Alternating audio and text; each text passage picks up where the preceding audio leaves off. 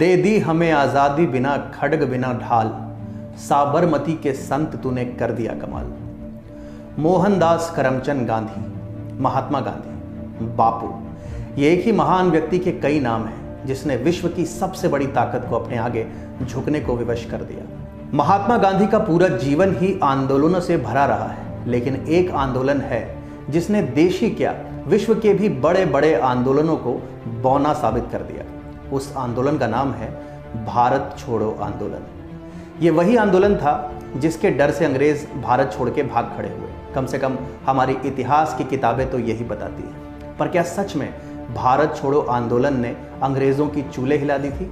नमस्कार, मैं हूं अतुल मिश्रा और मैं आपके सम्मुख उपस्थित हूं अनटोल्ड हिस्ट्री के एक नए अंक के साथ। भारत छोड़ो आंदोलन को अक्सर अंग्रेजी सल्तनत के ताबूत में आखिरी कील की तरह बताया जाता है। ऐसा बताया जाता है कि भारत छोड़ो आंदोलन के दौरान जहां एक ओर सत्याग्रही थे, वहीं दूसरी ओर उत्पाती, परंतु उनका लक्ष्य एक ही था, अंग्रेजों को भारत से बाहर खदेड़ना।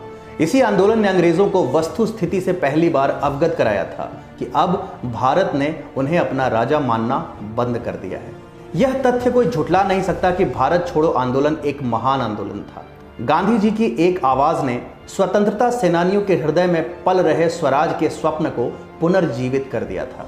इस आंदोलन का दमन करने के लिए अंग्रेजों द्वारा लगाई गई शक्ति ने भारतीयों को उनके खिलाफ और भी ज्यादा संगठित कर दिया था। परंतु जब हम भारत छोड़ो आंदोलन की निष्पक्ष समीक्षा करते हैं तो पाते हैं कि यह आंदोलन अपने द्वारा ही तय किए गए उद्देश्यों को पाने में निष्फल रहा था। सबसे पहली बात तो यही है कि इस आंदोलन के पूरे 5 साल बाद तक भी अंग्रेज भारत में जमे रहे। दूसरा ये कि आंदोलन शुरू होते ही अंग्रेजों ने सबसे पहला काम ये किया कि कांग्रेस के सारे शीर्ष नेताओं को कारागार में डाल दिया। तीसरा, कांग्रेस जो कि इस आंदोलन के पहले तक एक मजबूत राजनीतिक ताकत थी, वो कमजोर हुई और इसका सीधा फायदा मुस्लिम लीग ने उठाया। और अंततः इस आंदोलन को हर दल से समर्थन नहीं मिल पाया और ये देशव्यापी ब्रिटिश विरोधी आंदोलन ना बनकर कांग्रेस का एक आंदोलन मात्र बनकर रह गया। अब आते हैं इस आंदोलन के परिप्रेक्ष्य, इसके पृष्ठाधार पर। 1936-37 में ब्रिटिश इंडिया में चुनाव हुए। कांग्रेस ने 11 में से 8 प्रांतों में अपनी सरकारें बनाई, वहीं मुसलमानों के हितैषी बने फिरने वाले मुस्लिम लीग को कुछ नहीं मिला। तो ऐसा प्रतीत हो रहा था कि कांग्रेस के पास व्यापक जनाधार है और लोग धर्म और जात से ऊपर उठकर कांग्रेस पार्टी के लिए वोट कर रहे हैं। फिर 1939 में अंग्रेजों ने भारत को बिना उसकी स्वतंत्रता का आश्वासन दिए हुए दूसरे विश्व युद्ध में धकेल दिया। क्रोधवश कांग्रेस के मंत्रियों ने एक के बाद एक त्यागपत्र डाले। यहां एक तरफ कांग्रेस के मंत्रालय बिखर रहे थे, वहीं जिन्ना के खेमे में जश्न का माहौल था। जिन्ना ने यौम निजात नाम का एक जलसा भी किया जिसमें कांग्रेस सरकारों को गिराने के लिए खुदा का शुक्र अदा किया गया। 1940 आते आते मुस्लिम लीग इतनी ताकतवर हो चुकी थी कि उन्होंने अपने लाहौर अधिवेशन में पाकिस्तान का प्रस्ताव भी रखा।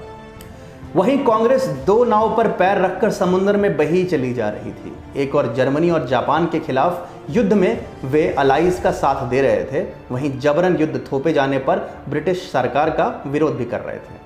वहीं मुस्लिम लीग बिल्कुल निश्चित उद्देश्य के साथ बढ़ी जा रही थी। उन्होंने विश्व युद्ध में भारत के सम्मिलित होने का खुलकर समर्थन किया। क्रिप्स मिशन असफल हो चुका था और यह भी तय था कि अंग्रेजों की अपने साम्राज्य के मस्तक मणि कहे जाने वाले भारत को छोड़ने की कोई योजना दूर दूर तक नहीं थी। और तब शुरू हुई भारत छोड़ो आंदोलन की तैयारियां। ऐसा माना जाता है कि अंग्रेजी सरकार को ऐसे किसी देशव्यापी सत्याग्रह की पहले से ही भनक लग गई थी और इसलिए गांधी जी द्वारा इस आंदोलन का शंखनाद होते ही अंग्रेजों ने पहला काम यह किया कि कांग्रेस के शीर्ष नेतृत्व को पकड़कर कारागार में ठूंस दिया। बिना नेता के भीड़ हिंसा पर उतारू हो गई और उन्होंने जमकर लूटपाट मचाई और साथ ही किया तोड़फोड़। हालांकि अंग्रेजों ने कुछ ही महीनों के भीतर भीड़ और आंदोलन दोनों का दमन कर दिया। भारत के वामपंथियों को जैसे ही ब्रिटिश सोवियत गठबंधन के बारे में ज्ञात हुआ, उन्होंने इस आंदोलन का भरपूर विरोध किया।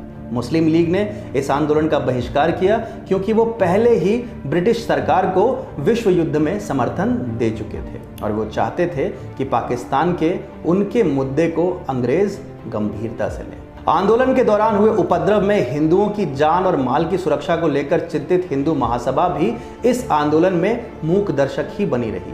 हिंदू महासभा विश्व युद्ध के समय को हिंदुओं को मुस्लिम लीग और अंग्रेजों से लड़ने के लिए सक्षम बनाने में उपयोग करना चाहती थी। और सबसे बड़ी बात, कांग्रेस के खुद के कुछ दिग्गज नेता जैसे कि राजा जी और मौलाना अब्दुल कलाम आजाद, उन्होंने भी इस आंदोलन का समर्थन नहीं किया। तो फिर इसका असर क्या हुआ? भारत छोड़ो आंदोलन जितने वेग से ऊपर उठा, उतनी ही वेग से थम भी गया। तब तक भारत की सीमाओं तक जापानी पहुंच चुके थे और भारत के हर एक व्यक्ति के मुंह पर बस एक ही नाम था, सुभाष चंद्र बोस। आज़ाद हिंद फौज के हाथों आज़ादी और अंग्रेज़ों के हाथों दमन के बीच भारत छोड़ो आंदोलन मानो बस पिसकर रह गया। 1944 आते आते ब्रिटिश फिर से भारत के सर्वे सर्वा थे और फिर जब चुनाव हुए तो ये बिल्कुल साफ था कि मुस्लिम लीग ने भारतीय राजनीति में अपनी एक अलग जगह बना ली थी। मुस्लिम लीग ने सारे मुस्लिम बहुल क्षेत्रों में शानदार सफलता हासिल की। जिन्ना मुस्लिमों का अविवादित नेता बन चुका था। जहां एक और जिन्ना का कद तेजी से बढ़ रहा था, वहीं अंग्रेजों ने किया एक भयंकर दुस्साहस। आज़ाद हिंद फौज के पकड़े गए सेनानियों पर लाल किले में सार्वजनिक अभियोग हुए। सुभाष चंद्र बोस के महान बलिदान की कथा जन जन तक पहुंची और साथ फैली अंग्रेजों के खिलाफ नफरत की एक प्रलयंकारी लहर। रॉयल इंडियन नेवी में विद्रोह हो गया और देश के हर हिस्से में अंग्रेजी सरकार के खिलाफ प्रदर्शन आरंभ हो गए। 1946 आते आते अंग्रेजों को यह भली भांति ज्ञात हो गया कि अब भारत छोड़ने का असली समय आ गया है। 1947 में भारत को कांग्रेस को सौंपकर और पाकिस्तान को मुस्लिम लीग को सौंपकर अंग्रेज बोरिया बिस्तर बांधकर इंग्लैंड रवाना हो गए। लाल किले में आज़ाद हिंद फौज के सेनानियों पर चले अभियोग ने वो कर दिखाया जो एक देशव्यापी आंदोलन नहीं कर सका।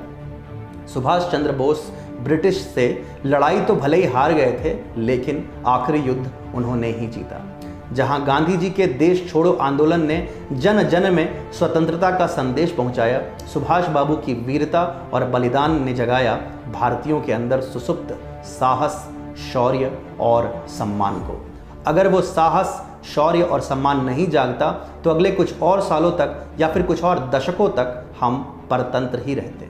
ये थी कहानी महात्मा गांधी के आंदोलन की और सुभाष चंद्र बोस के बलिदान की। कहानी भारत के साहस, शौर्य और सम्मान के पुनर्जागरण की और कहानी भारत की स्वतंत्रता की। ऐसी ही कहानियां लेकर मैं आपके बीच आता रहूंगा। वंदे मातरम, जय हिंद।